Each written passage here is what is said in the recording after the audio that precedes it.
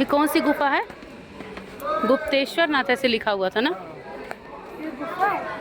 फिर वापसी भी इसी रास्ते से होगी, सीढ़ी चढ़ के। आए हाय। मैं बोला सर को नहीं लिखा। हाँ नहीं, वो तो नहीं कर पाते। हम लोग तो आए हैं कितना बार हम्म। आए हैं, इतना एहसास तो नहीं होता है।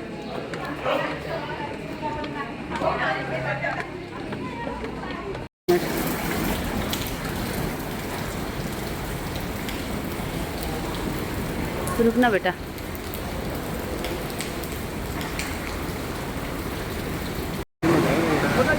ये है झरना, है ना? ये वही नहीं बेटा, वो नहीं है शायद, ये दूसरा है।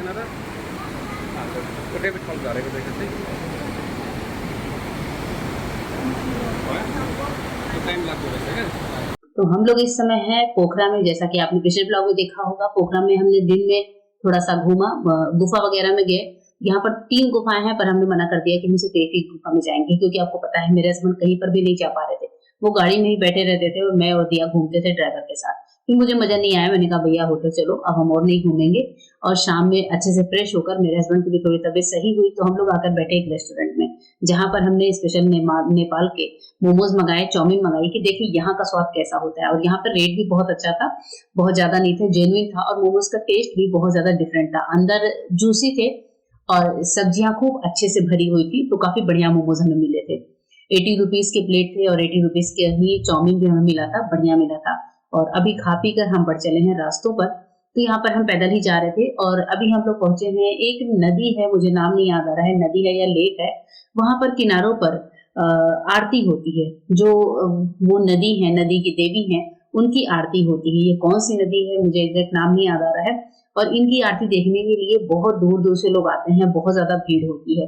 अभी आरती का टाइम था और साइड में बोटिंग भी होती है, स्टीमर भी चलते हैं। लेकिन 3 या 4 बजे के बाद इस स्टीमर को, बोट को रोक दिया जाता है, क्योंकि आती है पानी में लहरें काफी तेज और शाम को एक तूफान आ सकता है, इसलिए भी बोटिंग रोक दी गई है। तो हम लोग इस टाइम पर बोटिंग नहीं कर पाए थे, तो हमने कहा कि चलो ठीक है, हम आरती ही देखते हैं। यहाँ पर आप देख रहे हैं जो लोग लास्ट ही बोटिंग करके आए थे और उन्हीं को बस मतलब छोड़ा जा रहा है, बाकी कोई एंट्री नहीं ली जा रही थी।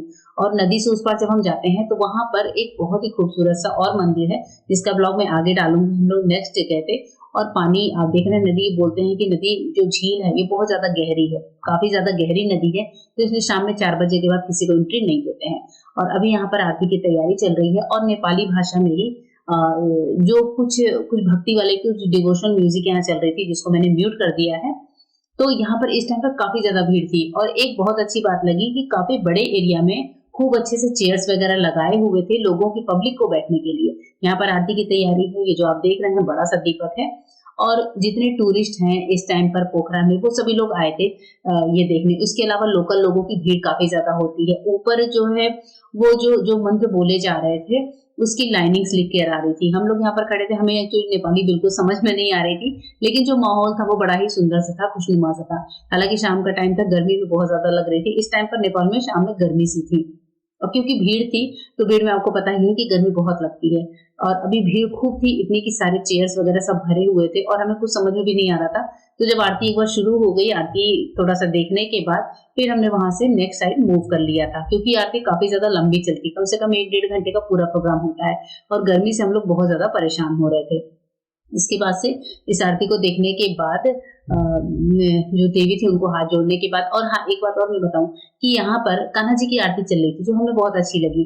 आरती जो अच्युतम केशवम हमारे कान्हा जी का जो सॉन्ग है, जो भजन है, वो बहुत अच्छे से प्ले हो रहा था बीच बीच में, तो वो बहुत अच्छा लगा। और अभी फिर हमने साइड में आगे बढ़ी। मैं तो आपको पता ही चाय की दीवानी हूँ, तो मुझे एक चाय वाली मिली, उससे मैंने चाय लिया, पर चाय एकदम मतलब मैं क्या कहूँ, खाने पीने की चीजों को नहीं बोलना चाहिए, पर बिल्कुल भी अच्छी चाय नहीं थी, उससे मेरा मुंह और ज्यादा खराब हो गया। फिर अभी पोखरा में इसी जगह पर एक साइड एक मेला टाइप का लगता है, उसको मेला ही बोलते हैं। और यहाँ पर क्या होता है कि कुछ लोग गाना बजाना करते हैं, कुछ रेस्टोरेंट्स हैं, कैफेज हैं, स्ट्रीट फूड्स हैं, आगे जाके झूले भी लगे हैं, बच्चों के लिए गेम्स वगैरह भी है। और यहाँ पर लोग क्या करते हैं, डॉगीज को दूध भी पिलाते हैं, तो कैफे वगैरह से ही लेकर दूध पिलाते हैं। साइड में जहाँ पर लाइटिंग आपको दिख रही है वहां पर कैफे चल रहे हैं और बारबेक्यू वगैरह होता है। नॉनवेज भी खूब मिलता है नॉनवेज। सबसे बड़ी बात, पीने पिलाने वाले लोग भी खूब होते हैं, खुलेआम यहाँ पर वाइन बियर ये चीज मिलते हैं। और ये जो आप देख रहे हैं एक भिखारी है, पर यहाँ पर भिखारी ऐसे नहीं, इससे मांगते नहीं है, ये इनके अंदर जो कोई भी टैलेंट होता है या कुछ नहीं तो वो स्पीकर रखकर गाने ही बजाते हैं और फिर देने वाले इनको देकर आगे बढ़ जाते हैं। तो इस तरीके से यहाँ पर इस मेले का माहौल था जो बहुत ही लंबे एरिया में है और इसका ब्लॉग अभी आगे भी आएगा। तो काफी लंबे एरिया में हम लोग पैदल चलते चलते घूमते हुए जा रहे हैं इस जगह पर और काफी बढ़िया लग रहा था शाम के टाइम पर इस समय।